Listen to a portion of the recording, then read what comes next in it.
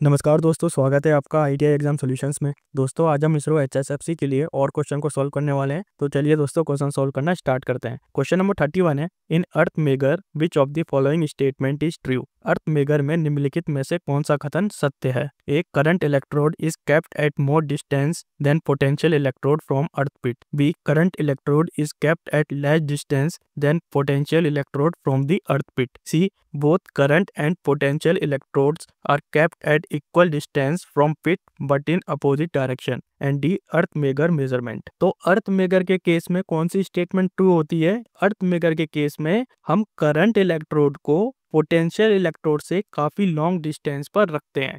अब ऐसा इसलिए करा जाता है, जब हम अर्थ रेजिस्टेंस को टेस्ट करते हैं तो जो करंट इलेक्ट्रोड होता है, करंट इलेक्ट्रोड क्या करता है, ये करंट को इंजेक्ट करता है। कहाँ पर इंजेक्ट करता है ये करंट को ग्राउंड में इंजेक्ट करता है। और पोटेंशियल इलेक्ट्रोड क्या करता है, पोटेंशियल इलेक्ट्रोड वोल्टेज ड्रॉप को मेजर करता है। अगर अर्थ इलेक्ट्रोड और पोटेंशियल इलेक्ट्रोड पास में होंगे तो जो रीडिंग आएंगी वो एक्यूरेट नहीं आएंगी। इसका मतलब करंट इलेक्ट्रोड और वोल्टेज इलेक्ट्रोड आपस में इंटरफेरेंस नहीं करेंगे, जिससे रीडिंग में कोई भी वेरिएशन नहीं आती है। So option number A, current electrode is kept at more distance than the potential electrode, इसका राइट ऑप्शन होगा। क्वेश्चन नंबर 32 है, the speed of a DC shunt motor more than its full load speed can be obtain by dash action. एक DC shunt motor की गति उसकी पूर्ण load गति से अधिक डैश क्रिया द्वारा प्राप्त की जा सकती है। A, by increasing the armature current. B, by decreasing the armature current. C, increasing the field current and D, decreasing the field current. तो क्वेश्चन में क्या पूछा गया है कि अगर हमें डीसी शंट मोटर की स्पीड को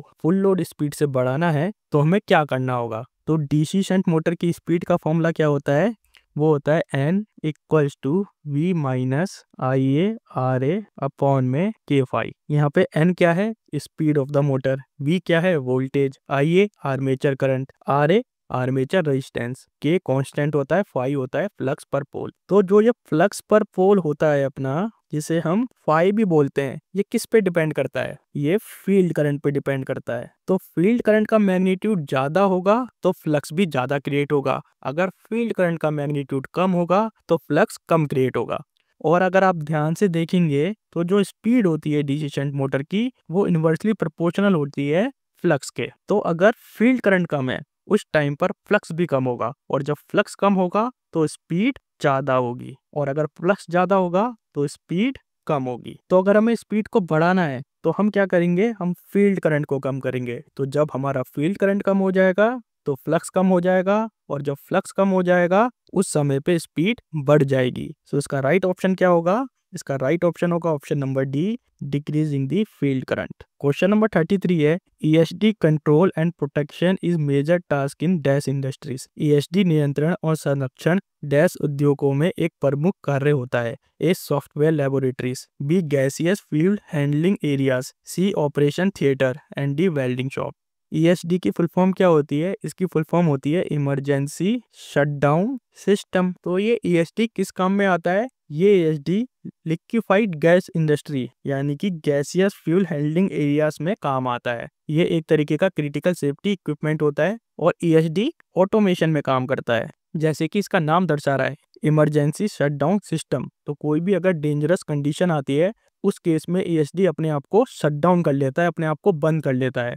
फॉर एग्जाम्पल, अगर मान लीजिए कोई पैरामीटर है such as pressure, temperature, flow rate, gas composition, उसमें कुछ भी बदलाव आएगा तो ईएसडी ट्रिगर हो जाएगा। सो इसका राइट आंसर क्या होगा, option number B, gaseous fuel handling areas. Question number 34 है, 3 core power cable is designated as YFY। What does it indicate. 3 core power cable को YFY नाम दिया गया है, तो यहाँ क्या दर्शाता है। A, copper conductor Y connected round armoured PVC. B, aluminium conductor PVC insulated flat strip armoured PVC outer sheath. C, copper conductor XLPE insulated flat armoured PVC sheathed. And D, copper conductor PVC insulated flat strip armoured PVC outer sheath. तो ये question हम पहले भी एक बार solve कर चुके हैं। इससे जो पहले सीरीज चल रही थी इलेक्ट्रिकल की, उसमें सेम इस तरह का क्वेश्चन आया था। तो मैंने आपको वहां पे क्या बताया था कि अगर एल्यूमिनियम कंडक्टर होगा तो उसे डेजिग्नेट करा जाएगा ए से, जो फर्स्ट लेटर होगा वो ए होगा। यहाँ पे लेटर क्या दे रखा है हमें, YFY। ठीक, अगर ए के अलावा पहला लेटर कुछ भी हुआ BCDEF, वो क्या होगा, वो कॉपर कंडक्टर होगा। क्लियर है? तो पहला लेटर क्या है, Y है, यानी A तो नहीं है। इसका मतलब पहला लेटर क्या दर्शाएगा, कॉपर को दर्शाएगा। इसको थोड़ा इस साइड लिख लेते हैं, YFY। तो पहला लेटर हो गया आपका कॉपर। अब दूसरे लेटर पे चलते हैं, F क्या दर्शा रहा है, F दर्शा रहा है स्टील स्ट्रिप आर्मर। तो यहाँ लिख लेते हैं स्टील स्ट्रिप आर्मर। और लास्ट लेटर क्या है, Y क्या दर्शा रहा है, PVC outer sheet, PVC outer sheath. तो ये जो टेबल है ना दोस्तों, उसे आपको याद करना पड़ेगा। तो ये लेटर क्या बन गया अब, copper steel strip armour PVC outer sheath. तो इससे मिलता जुलता कौन सा ऑप्शन है, इससे मिलता जुलता ऑप्शन है option number D, copper conductor PVC insulated flat strip armour PVC outer sheet. सो ऑप्शन नंबर डी यहाँ पे इसका राइट ऑप्शन होगा। क्वेश्चन नंबर 35 है, विच of the following application DC motor is preferred more than AC motor. निम्नलिखित में से किस अनुप्रयोग के लिए DC मोटर को AC मोटर की तुलना में अधिक पसंद किया जाता है। A constant speed operation, B variable speed operation, C high speed operation and D low speed operation. DC motor का जो मेजर एडवांटेज होता है और AC मोटर वो क्या होता है, हमें वेरिएबल स्पीड ऑपरेशन मिल जाता है। That means DC motor is more flexible for controlling speed and torque। मतलब DC मोटर में हम स्पीड और टॉर्क को इजीली कंट्रोल कर सकते हैं। यहाँ तो हम DC मोटर में फील्ड को कंट्रोल करेंगे, यहाँ फिर DC मोटर में हम क्या करेंगे, हम आर्मेचर को कंट्रोल करेंगे। आर्मेचर और फील्ड को कंट्रोल करते हुए हम DC मोटर की स्पीड को काफी ज्यादा वेरी कर सकते हैं। हम इसमें वोल्टेज को भी एक्चुअली में कंट्रोल करते हैं और DC मोटर को हम wide range of speed operation में काम में लेके आ सकते हैं। For example DC shunt motor जो होती है वो आपकी कांस्टेंट स्पीड मोटर होती है। इसको हम लेथ मशीन में और अदर टूलिंग ऑपरेशन में यूज करते हैं। और जो हमारी DC सीरीज मोटर होती है वो हाई टॉर्क के लिए यूज होती है, सच एज ट्रैम व्हीकल्स, गाड़ियों में इसका इस्तेमाल करा जाता है। फिर एक आती है डिफरेंशियल कंपाउंड मोटर, इसका इस्तेमाल हम कहाँ पे करते हैं, वेल्डिंग में करते हैं। तो अलग अलग ऑपरेशन के लिए DC मोटर काफी ज्यादा यूजफुल होती है। सो इसका राइट आंसर क्या होगा, option number B, variable speed operation. Question number 36 है, what will be the current carrying capacity of a copper wire whose diameter is twice that of the copper wire. उस तांबे की तार की धारा वहन क्षमता क्या होगी जिसका व्यास दूसरे तांबे की तार के व्यास का दुगना होगा। A no change, B double, C half and D 4 time. अब सबको ओम्स लॉ का फॉर्मूला तो पता ही होगा। ओम्स लॉ का फॉर्मूला क्या होता है, R equals to V upon में I। या इसे हम ये लिख सकते हैं I equals to V upon में R। और रजिस्टिविटी क्या होती है, जिसे हम रो से डिनोट करते हैं, रजिस्टिविटी होती है R A अपॉन में L। यहाँ पे R क्या है, रेजिस्टेंस है, A क्या है, एरिया है, L क्या है, लेंथ है। तो यहाँ से अगर हम रेजिस्टेंस को निकालेंगे तो रेजिस्टेंस क्या हो जाएगा, R equals to rho L upon में A। तो इस रेजिस्टेंस की वैल्यू को यहाँ पे हम पुट कर देते हैं। तो I equals to VA upon rho L upon A और I equals to VA upon rho L। अब एरिया ऑफ क्रॉस सेक्शन क्या होता है किसी भी कंडक्टर का, वो होता है पाई D स्क्वायर अपॉन 4। अब ये पाई D स्क्वायर अपॉन 4 कैसे आया वो थोड़ा समझा देता हूँ। एरिया क्या होता है पाई R स्क्वायर, ठीक। तो ये क्या है, ये रेडियस है। तो रेडियस को अगर हमें डायमीटर में कन्वर्ट करना है तो क्या हो जाएगा, D अपॉन 2 का होल स्क्वायर। तो ये हो जाएगा पाई D स्क्वायर अपॉन में 4। इतना क्लियर है। अब क्वेश्चन में हम ये मान के चल रहे हैं कि वोल्टेज सेम है, रेजिस्टिविटी सेम है, लेंथ सेम है, बस डायमीटर को चेंज करा गया है। तो I1 क्या हो जाएगा, D1 स्क्वायर एंड I2 क्या हो जाएगा, D2 स्क्वायर। तो अगर हम कॉपर के डायमीटर को पहले वाले डायमीटर से दुगना कर दे तो क्या हो जाएगा, D2 इक्वल्स टू 2D1। यही तो लिखा हुआ ना क्वेश्चन में, whose diameter is twice that of the other copper wire. जो D2 का डायमीटर है वो पहले की तुलना में, पहले कॉपर वायर की तुलना में कितना है, दुगना है। तो I2 अपॉन I1 कितना हो जाएगा, वो हो जाएगा 2D1 का स्क्वायर अपॉन D1 स्क्वायर। तो ये D1 से D1 कट जाएगा और स्क्वायर का होगा क्या, 4।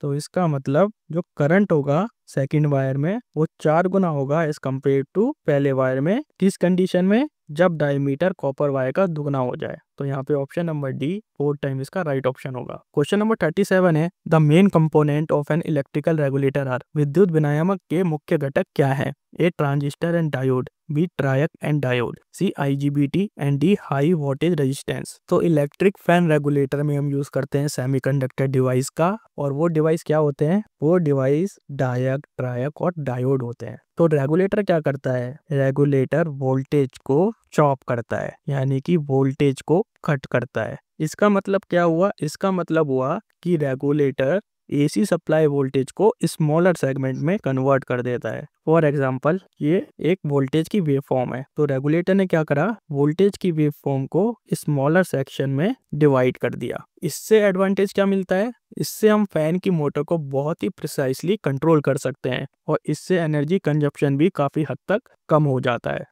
पहले के मेथड में हम क्या यूज करते थे, पहले के मेथड में हम यूज करते थे रियोस्टेट का। ये एक तरीके का रजिस्टर होता है, लेकिन इससे एनर्जी कंजप्शन कम नहीं होता था। आज के टाइम पे हम यूज करते हैं डायक, ट्रायक और डायोड का। So option number B, triac and diode इसका राइट ऑप्शन होगा। क्वेश्चन नंबर 38 है, other than motor application the synchronous motor has dash uses in power system. Motor अनुप्रयोग के अलावा सिंक्रोनस मोटर की पावर सिस्टम में क्या उपयोग होता है। A power factor correction, B frequency correction, C power correction and D voltage correction.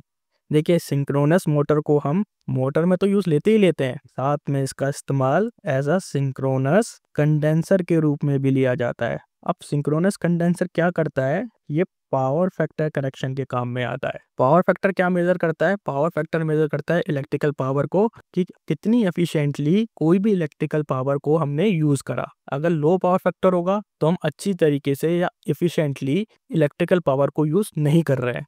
अच्छे पावर फैक्टर की वैल्यू क्या होती है, 1 होती है। मैक्सिमम पावर फैक्टर की वैल्यू 1 होती है। फिर लैगिंग और लीडिंग पावर फैक्टर आता है। तो सिंक्रोनस मोटर क्या करती है, और सिंक्रोनस मोटर इंडक्टिव लोड को कंपनसेट करती है। और वो किस कंडीशन में कंपनसेट कर पाती है, जब synchronous motor over excited mode में होती है, उस केस में वो पावर फैक्टर को करेक्ट कर पाती है। और जब पावर फैक्टर करेक्ट होगा तो रेजिस्टिव लोड भी कम होगा, सिस्टम की कैपेसिटी भी बढ़ेगी और वोल्टेज प्रोफाइल भी इंक्रीज होगी। So option number A, power factor correction इसका राइट ऑप्शन होगा। क्वेश्चन नंबर 39 है, the ratio of luminous flux emitted by lamp to the energy consumed by the lamp is. एक lamp द्वारा उत्सर्जित चमकदार flux और लैंप द्वारा खपत ऊर्जा का अनुपात क्या होता है। A illumination, B candela, C lux and D light efficiency. Light efficiency या ल्यूमिनस एफिकेसी, ये किसका रेशियो होते हैं, ये रेशियो होते हैं ल्यूमिनस फ्लक्स अपॉन में एनर्जी कंज्यूम्ड।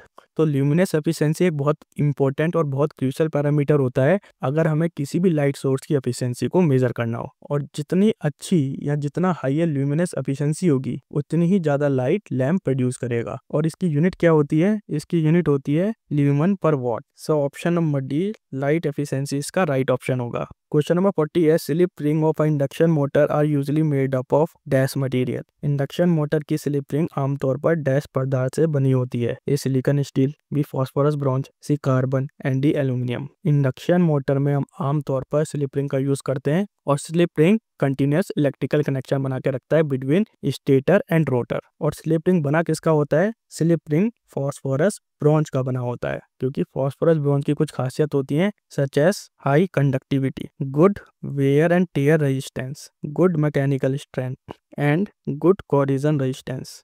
सो इसका राइट आंसर क्या होगा, इसका राइट आंसर होगा option number B, phosphorus bronze. दोस्तों, अगर आपको ये वीडियो पसंद आए तो प्लीज़ इस वीडियो को लाइक कीजिए, हमारे चैनल को सब्सक्राइब कीजिए एंड थैंक्स फॉर वॉचिंग।